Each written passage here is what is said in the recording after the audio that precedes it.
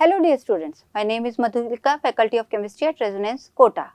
आज के इस वीडियो में डियर स्टूडेंट्स हम बात करेंगे कि 12th साइंस केमिस्ट्री के पेपर में आप 100% मार्क्स कैसे स्कोर कर सकते हैं। स्पेसिफिकली केमिस्ट्री सब्जेक्ट के लिए आपको क्या क्या प्रिपरेशंस करनी चाहिए, क्या एरिया ऑफ अटेंशंस हैं और एरिया ऑफ मिस्टेक्स हैं जहाँ पे आपको अटेंटेटिव रहकर अपने मार्क्स को सेव करना है। तो चलिए बात करते हैं आज इसी के बारे में। डियर स्टूडेंट्स, जैसे आपको पता है कि केमिस्ट्री का जो पेपर है हम उसे 3 सेगमेंट में बांट सकते हैं, फिजिकल केमिस्ट्री, इनऑर्गेनिक केमिस्ट्री और ऑर्गेनिक केमिस्ट्री। पहले हम बात करते हैं फिजिकल केमिस्ट्री सेगमेंट की। इस सेगमेंट में हमारे पास 3 चैप्टर्स हैं, देख सकते हैं आप कौन कौन से चैप्टर्स हैं। सॉल्यूशन, इलेक्ट्रोकेमिस्ट्री और केमिकल काइनेटिक्स। इस सेगमेंट की तैयारी के लिए आपको क्या करना है डियर स्टूडेंट्स, इस सेगमेंट में आपको थ्योरेटिकल और न्यूमेरिकल्स दोनों एस्पेक्ट्स पर प्रैक्टिस रखनी है, दोनों पर अपना कमांड रखना है। थ्योरेटिकल कंसेप्ट इसलिए इम्पॉर्टेंट है क्योंकि वहाँ से आपको रीजनिंग बेस्ड क्वेश्चंस मिलेंगे। थ्योरेटिकल कंसेप्ट क्लियर होंगे तो आप न्यूमेरिकल्स में इजीली उनको अप्लाई कर पाएंगे। तो learn all the theoretical concepts properly and understand them properly. Then derivations, जितने भी डेरिवेशंस है, बहुत ज़्यादा डेरिवेशंस इन्वॉल्व भी नहीं है। अगर मैं बात करूँ सॉल्यूशन चैप्टर की तो वहाँ पर आपको राउल्ट्स लॉ पर आपको एक न्यूमेरिकल या उस पर डेरिवेशंस मिल सकता है। और साथ ही अगर केमिकल काइनेटिक्स की बात करें तो 0 ऑर्डर, फर्स्ट ऑर्डर डेरिवेशंस आपको वहाँ पर मिलेंगे। तो उन डेरिवेशंस की अच्छे से राइटिंग प्रैक्टिस करिए। साथ ही साथ solve examples more and numericals practice बहुत ज़्यादा करनी है। क्यों करनी है कि जितनी ज़्यादा न्यूमेरिकल्स की प्रैक्टिस करेंगे उतनी आपकी कैलकुलेशन स्किल्स बढ़ेंगी, कैलकुलेशन का टाइम मिनिमाइज होगा और एरर्स रेक्टिफाई होंगी। ठीक है, तो स्पीड भी आपकी बढ़ेगी। तो इस एरिया में थ्योरेटिकल कंसेप्ट भी पढ़िए, रीजनिंग के लिए, थ्योरेटिकल कंसेप्ट क्वेश्चंस के लिए, और साथ ही साथ न्यूमेरिकल्स की बहुत अच्छे से प्रैक्टिस करिए। पहले सॉल्व्ड एग्जांपल्स करिए और उन पैटर्न पर बेस्ड अनसॉल्व्ड न्यूमेरिकल्स को टाइम बेस्ड पैटर्न पे प्रैक्टिस करिए। ठीक है, तो ये सेगमेंट आपका इस एस्पेक्ट से आपको तैयार करना है। यहाँ से न्यूमेरिकल आपका श्योर है आना। इसमें देखिए, अगर मैं चैप्टर वाइज बात करूँ तो पहला चैप्टर जो सॉल्यूशन है उसमें कंसंट्रेशन टर्म्स पे बेस्ड डेफिनेशंस और न्यूमेरिकल्स बहुत अच्छे से आपको करने हैं। डेफिनेशन थ्योरेटिकल पार्ट हो गया, मोलैरिटी की डिफरेंस, उनकी डेफिनेशन, उनकी यूनिट्स, न्यूमेरिकल्स उन पर सिंपल इजी न्यूमेरिकल्स। देन आता है हेनरी लॉ का स्टेटमेंट, उसकी एप्लीकेशन, वो थ्योरेटिकल पोर्शन हो जाता है जिसपे आपको रीजनिंग बेस्ड क्वेश्चन या डायरेक्ट क्वेश्चंस मिलेंगे। साथ ही इस पे बेस्ड न्यूमेरिकल की भी आपको प्रैक्टिस करनी है। नेक्स्ट सेगमेंट श्योर क्वेश्चन जहाँ से आना है वो है colligative properties, relative lowering in vapour pressure, elevation in boiling point, depression in freezing point, osmotic pressure, abnormal molecular masses. इनमें से कोई ना कोई न्यूमेरिकल ज़रूर आपके बोर्ड में आएगा। एग्जामिनर्स की चॉइस में होता है, चाहे आपका कोई भी बोर्ड हो, इस सेगमेंट को कोई भी एग्जामिनर इग्नोर नहीं कर सकता। तो इस सेगमेंट को बहुत अच्छे से प्रिपेयर करिए। चैप्टर इलेक्ट्रोकेमिस्ट्री की बात करें तो नर्स्ट इक्वेशन बहुत बेसिक सा कंसेप्ट है जो एग्जामिनर सबसे पहले पिक करता है फॉर द एग्जाम। इस सेगमेंट में से आपको इक्विलिब्रियम कांस्टेंट की कैलकुलेशन आ सकती है, डेल्टा जी पे बेस्ड न्यूमेरिकल आ सकता है, पीएच की कैलकुलेशन या एज यूजुअल इलेक्ट्रोड पोटेंशियल की और सेल पोटेंशियल की कैलकुलेशंस नर्स्ट इक्वेशन के पार्ट रहते हैं और इनमें से कोई भी एक एग्जामिनर देता है। तो ये आपको अच्छे से प्रिपेयर करना है। कंडक्टिविटी सेगमेंट में basic definitions, dilution effect on conductivity and molar conductivity, Kohlrausch law, ये वो टॉपिक हैं जो एग्जामिनर्स की चॉइस में रहते हैं। इलेक्ट्रोलाइसिस, दोनों लॉज का स्टेटमेंट बाय लॉ आपको बाय हार्ट याद होना चाहिए और उन पे बेस्ड छोटे छोटे न्यूमेरिकल्स। इलेक्ट्रोलाइसिस में एनोड और कैथोड पर क्या क्या प्रोडक्ट आपको मिलते हैं उन पर बेस्ड एमसीक्यूज की भी आपको प्रैक्टिस करनी है। देन आ जाता है totally theoretical segment, batteries and corrosion, जहाँ पे आपको बैटरीज में एनोड, कैथोड, उनकी रिएक्शंस का अच्छे से लिखकर प्रैक्टिस करना है। इस सेगमेंट में से किसी भी बैटरी का डिस्क्रिप्शन आ सकता है, specially secondary cell, lead storage battery, fuel cell, corrosion, ये थ्योरेटिकल कंसेप्ट वाले पोर्शन है। तो इनकी लिखकर राइटिंग प्रैक्टिस अच्छे से करिए। केमिकल काइनेटिक्स की बात करें तो बहुत छोटी छोटी डेफिनेशंस वहाँ पर हैं। रेट क्या होती है, average rate, instantaneous rate, rate constant, half life, molecularity, order, बहुत छोटी छोटी डेफिनेशंस हैं जो डायरेक्ट आती हैं। ऑर्डर मॉलिकुलरिटी के बीच का डिफरेंस है। रेट कांस्टेंट, रेट लॉ पे बेस के डिफरेंस को आपको अच्छे से प्रैक्टिस करनी है। न्यूमेरिकल्स की बात करेंगे तो rate constants, first order, zero order के कांस्टेंट्स की आपको न्यूमेरिकल्स की प्रैक्टिस करनी है। उनकी यूनिट्स पे बेस्ड ऑर्डर की कैलकुलेशन, ऑर्डर के बेसिस पे यूनिट्स की calculation. First order kinetics, Arrhenius equation, again quite important. Arrhenius equation पे बेस्ड न्यूमेरिकल्स में आपको आर्हेनियस कांस्टेंट, एक्टिवेशन एनर्जी की वैल्यू कैलकुलेट करनी आ सकती है। साथ ही टेम्परेचर इफेक्ट पे बेस्ड न्यूमेरिकल जो 3 मार्क का न्यूमेरिकल जनरली पूछा जाता है और एग्जामिनर की चॉइस में रहता है। सॉल्व एग्जाम्पल्स में आप उनकी अच्छे से प्रैक्टिस करिए। तो इस सेगमेंट में 90% चांस न्यूमेरिकल का आता ही आता है, इसे बिल्कुल भी इग्नोर नहीं करना है। साथ ही थ्योरेटिकल कंसेप्ट को भी मेमोराइज करके आगे बढ़ना है। आगे बात करते हैं हम इनऑर्गेनिक केमिस्ट्री की। इनऑर्गेनिक केमिस्ट्री में 2 ही चैप्टर हैं आपके पास, D and F block and coordination compounds. अब ये सेगमेंट ऐसा है जहां टोटल आपको लर्निंग करनी है, रीजनिंग बेस्ड क्वेश्चंस की भरमार है। यहाँ पर आपको लिख लिख के वो क्वेश्चंस की, रीजंस की प्रैक्टिस करनी है। जितना आप लिखेंगे उतना आपका आंसर प्रिसाइज और टू द पॉइंट होता जाएगा। लिखने का मतलब ये नहीं है कि बहुत बड़े बड़े पैराग्राफ राइटिंग करनी है। आपके आंसर में की लाइन्स, की वर्ड्स आने चाहिए, उस लेवल की राइटिंग प्रैक्टिस आप करिए। Keep revising, learn topics again and again to avoid forgetting them. यूँ नहीं कि पढ़ के और छोड़ दिया कि ओके एक बार पढ़ लिया हो जाएगा, नहीं होगा डियर स्टूडेंट्स। लिखिए, कीवर्ड्स को भूल जाएंगे आप तो आपकी जो पैराग्राफ राइटिंग है, क्योंकि हिस्ट्री का एग्जाम नहीं है, टू द पॉइंट आपको लिखना है, तभी आप एग्जामिनर को अपने प्रिपरेशन के बारे में बता पाएंगे, उसको इम्प्रेस कर पाएंगे। Practice diagram, octahedral and tetrahedral splitting के डायग्राम्स भी डायरेक्टली यूं के यूं पूछे जाते हैं, तो उन डायग्राम्स की नीट एंड क्लीन डायग्राम बनाने की प्रैक्टिस करिए। वो डायग्राम्स बेस्ड क्वेश्चंस, ताकि आपके कहीं आपका लॉस ना हो। इंपॉर्टेंट टॉपिक्स हैं तो देखिए डियर स्टूडेंट्स, पहला चैप्टर अगर हम डी एंड एफ ब्लॉक की बात करते हैं, दोनों सीरीज में, दोनों ही ब्लॉक्स में आपको सभी सीरीज के एलिमेंट्स के इलेक्ट्रॉनिक कॉन्फ़िगरेशंस अच्छे से याद होने चाहिए। स्पेशली 3D सीरीज आपको अच्छे से आनी चाहिए, क्योंकि उस पर बेस्ड रीजनिंग के क्वेश्चन आपको कलर के मिलेंगे, मैग्नेटिक प्रॉपर्टीज़ के मिलेंगे। अगर आप इलेक्ट्रॉनिक कॉन्फ़िगरेशन में कंफ्यूज हैं तो आपका क्वेश्चन कलर रिलेटेड जो होगा या मैग्नेटिक प्रॉपर्टीज़ बेस्ड जो क्वेश्चन होंगे वहाँ पर भी एरर आएगी। तो इलेक्ट्रॉनिक कॉन्फ़िगरेशन इसलिए ज़्यादा इंपॉर्टेंट हो जाते हैं। प्रॉपर्टीज़ की बात कर रही हूँ तो डी ब्लॉक एलिमेंट्स में सारी प्रॉपर्टीज़ पे बेस्ड रीजनिंग के क्वेश्चन हैं। ट्रांजिशन एलिमेंट्स की कैटेगरी में कौन से एलिमेंट्स आते हैं, क्यों नहीं आते हैं, कलर का reason, magnetic property, alloy, catalytic behaviour, इन सब प्रॉपर्टीज़ के रीज़न आपको पता होने चाहिए। KMnO4 एंड K2Cr2O7 की प्रिपरेशन डायरेक्ट मेथड पूछे जाते हैं। Write the preparation method from pyrolusite ore, chromite ore और उनकी ऑक्सीडाइजिंग बिहेवियर की reactions. Acidic medium, basic medium में आपको रिएक्शंस दी हुई हैं, उनको आपको बैलेंस करना है। तो उस कंसेप्ट को समझिए, रिएक्शंस को क्रैम करने की ज़रूरत नहीं पड़ेगी।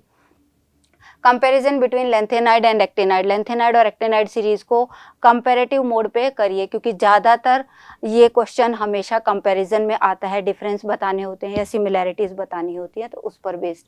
कोऑर्डिनेशन कंपाउंड चैप्टर की बात करेंगे तो थ्योरीज तीनों ही इंपॉर्टेंट हो जाती हैं, चाहे वो वर्नर की हो, VBT की हो, CFT की हो। वर्नर की थ्योरी में पोस्टुलेट्स इंपॉर्टेंट हो जाते हैं। VBT थ्योरी में आपको कोऑर्डिनेशन कॉम्प्लेक्सेस गिवन होंगे, कोई भी कॉम्प्लेक्स गिवन होगा, उसका हाइब्रिडाइजेशन, मैग्नेटिक प्रॉपर्टी, शेप का एक्सप्लेनेशन आपसे थ्योरेटिकल क्वेश्चन के फॉर्म में पूछा जाएगा। CFT में मैंने आपको जैसे बताया कि आपको डायग्राम्स की अच्छे से प्रैक्टिस करनी है।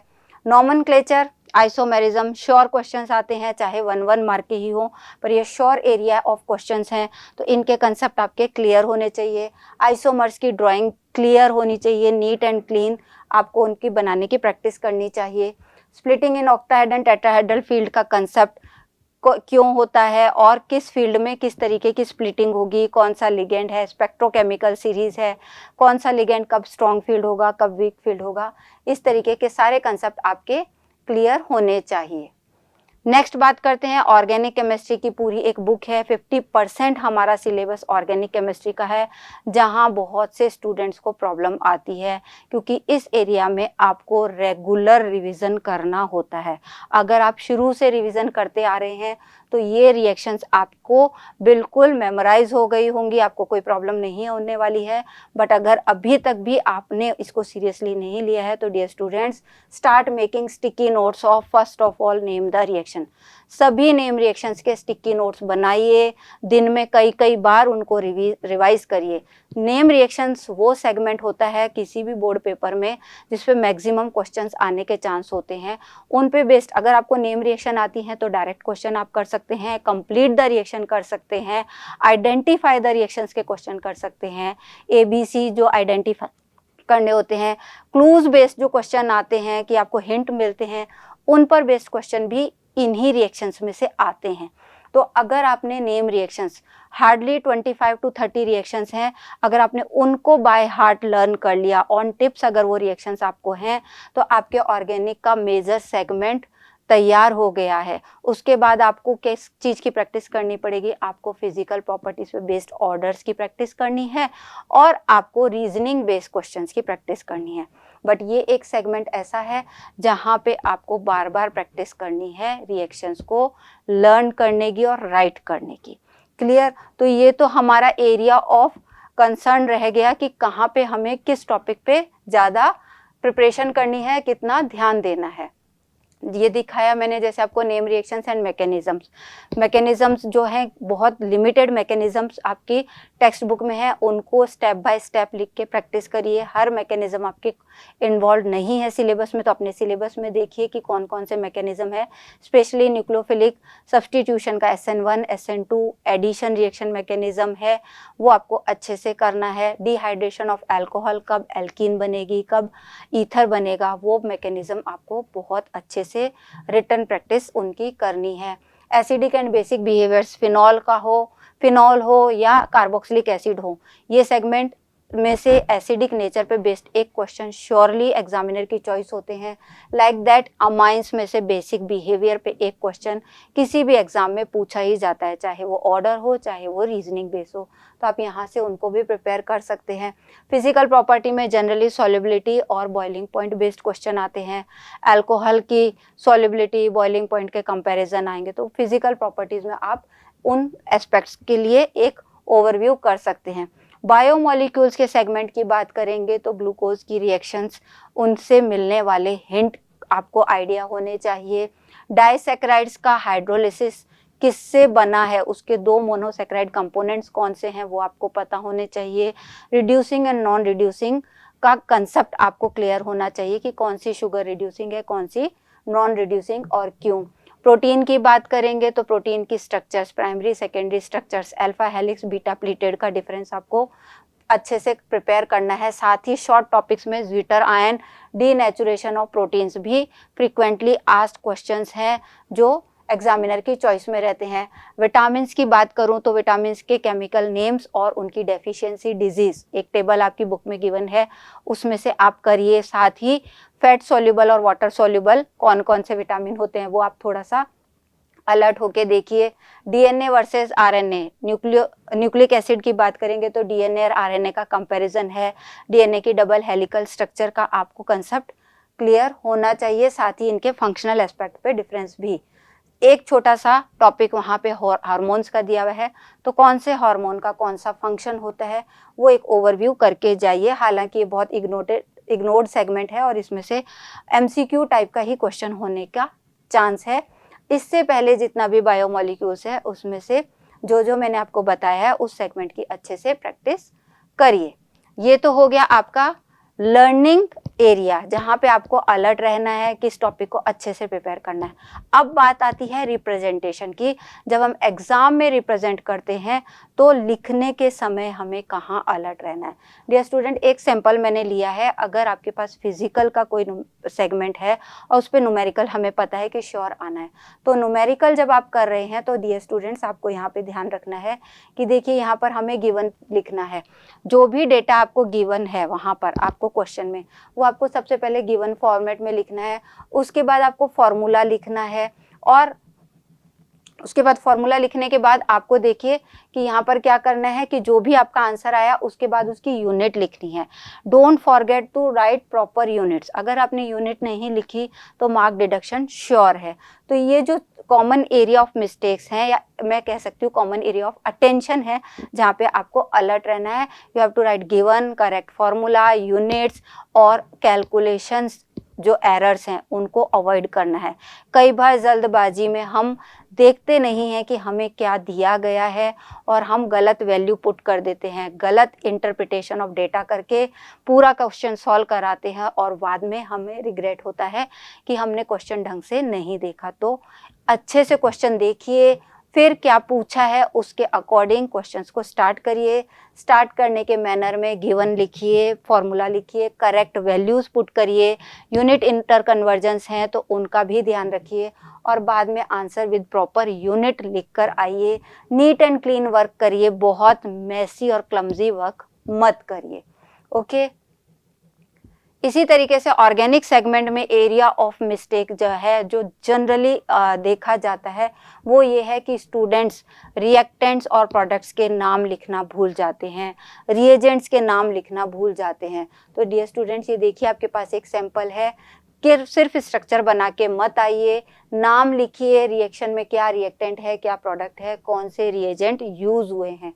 ये बहुत इंपॉर्टेंट सेगमेंट रहता है ऑर्गेनिक का, जो थोड़े सी चीज़ों में आप अलर्ट रह के अपने पूरे मार्क्स स्कोर कर सकते हैं। अगर कोई स्पेसिफिक नेम रिएक्शन है तो उस नेम रिएक्शन को भी आप वहाँ पर मेंशन करना मत भूलिए। ओके, तो आई होप कि आप इन एरिया पे ध्यान रखेंगे जब आप इनसे रिलेटेड क्वेश्चंस को अटेम्प्ट करेंगे। नाउ द लास्ट कि ओवरऑल आपको पेपर में किन किन चीज़ों का ध्यान रखना है, कौन सी वो 5 टिप्स हैं जिन पे आपको अलर्ट रहना है। सबसे पहली बात, carefully understand the question paper. आराम से पढ़िए। आपको एक्स्ट्रा रीडिंग टाइम जो मिलता है वो बहुत इम्पॉर्टेंट टाइम है। वो टाइम है पेपर को प्रॉपरली पढ़ने का और आपके अगले 3 आवर्स की स्ट्रेटेजी को डिसाइड करने का। Which segment you are going to attempt first, which you are going to in the last, वो सब स्ट्रेटेजी आप वहाँ पर फाइनलाइज कर लीजिए और जैसे ही राइटिंग स्टार्ट हो तब आप उसके अकॉर्डिंग प्रोसीड करिए। Then write direct to the point answer. To the point answer लिखिए, अननेसेसरी राइटिंग को अवॉइड करिए। बहुत मिनिमाइज भी नहीं करना है अपने आंसर को, बहुत ज़्यादा एक्सपेंड भी नहीं करना है।